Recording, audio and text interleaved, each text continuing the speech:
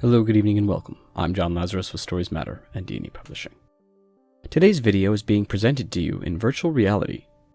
Now, this virtual reality thing is new to me, but the guy that sells crystals down the hall said that VR is the wave of the future, so I thought it a fitting medium for today's video topic.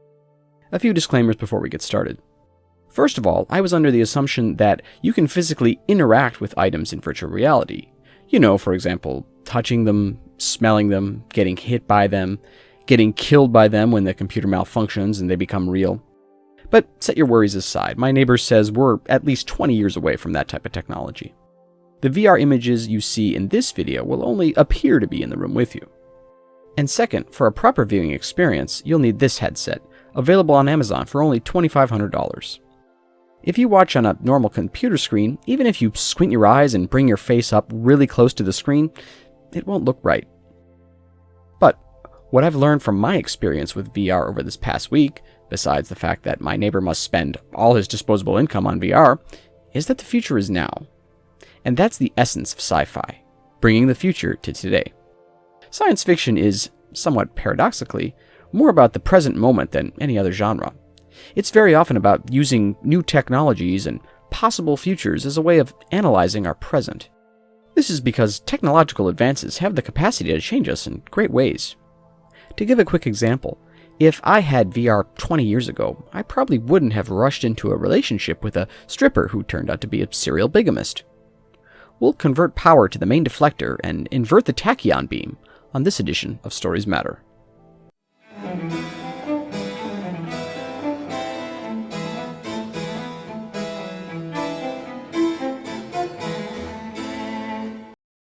Today's video is brought to you by Recall. Are you tired of your go-nowhere job? Looking for adventure and excitement? Or would you like to relax after being plagued by strange dreams about suffocating to death on the surface of Mars? Maybe you need Recall. The country's leading memory implantation agency, we offer customized vacations to the common worker. A 1-hour visit to our clinics could be an epic week-long journey involving 3-titted bar girls and ripping a man's arms off. But we don't just offer vacations. We can do everything from give you the memories of having eaten, to trick yourself into losing weight, to laying the blame for the divorce on your spouse, or to dishing out that burning insult to the coworker that you didn't think of until you got home. Call Recall today for more information. All right, now, science fiction has been around for as long as man looked at birds, then at giant leaves, and wondered if he could fly. But in the literary world today, science fiction is a vast genre about a lot more than flying machines. It encompasses so much, but if I had to distill it down to one idea, it would be this. It is a genre that weighs our aspirations against our roots. It asks if, with great technological advances, we can ever escape our true nature. For viewers of this channel, this way of conceiving it may be more relatable. Think of it like the identity crisis you experience when you date a woman who's young enough to be your daughter. Like porn, science fiction generally comes in soft and hard varieties, but unlike porn, one category isn't clearly better than the other. Hard science fiction is all about accurate science, with stories grounded in plausible technologies that are explained clearly and generally don't violate the laws of physics as we know them. Light-speed spaceships in these kinds of stories would turn their characters into a fine, bloody mist. Of course, you still have artistic license in these types of stories. A great hard sci-fi like Jurassic Park, for example, invites paleontologists to assess the safety of a dinosaur park, instead of, people who do securities in zoos. Soft sci-fi is more concerned with the human side of things, the effects of new technologies on sociology, human psychology, and political systems. In my science fiction novel, Pain and Fable, I tell the story of a society on a 1,000-year generation ship. The story analyzes how the society of the ship evolves over time after the original colonists forgot to establish clear rules regarding incest. Now, let's look at some do's and don'ts when writing sci-fi.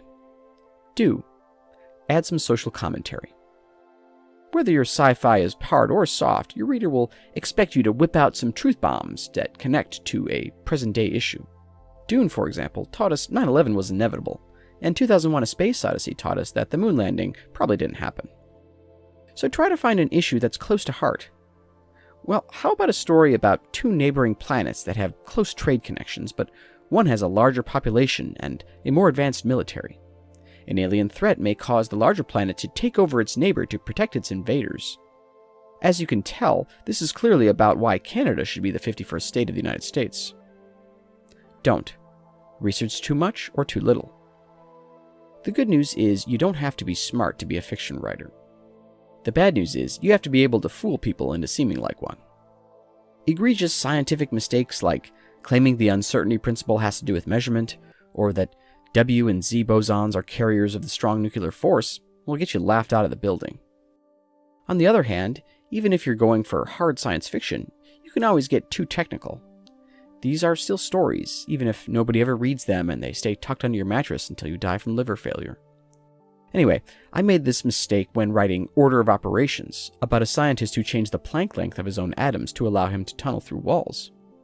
Because I couldn't really nail down the character and the conflict was thin, I padded the story with a 10-page definition of the Schrodinger Hamiltonian of the quantum system featured in the story's climax.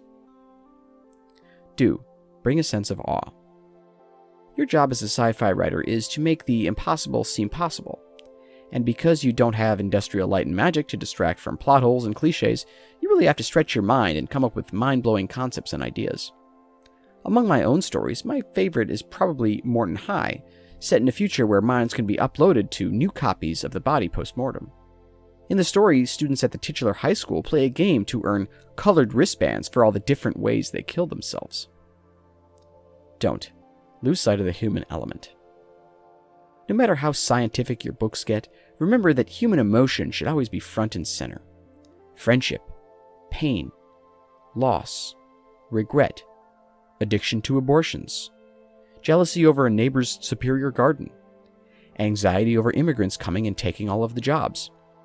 These are universal thoughts that have been with us for 1,000,000 years and will be with us for another 1,000,000. That's all for today. Please don't forget to like and subscribe, and I'll leave you with this week's This Day in Literary History. See you on the next one.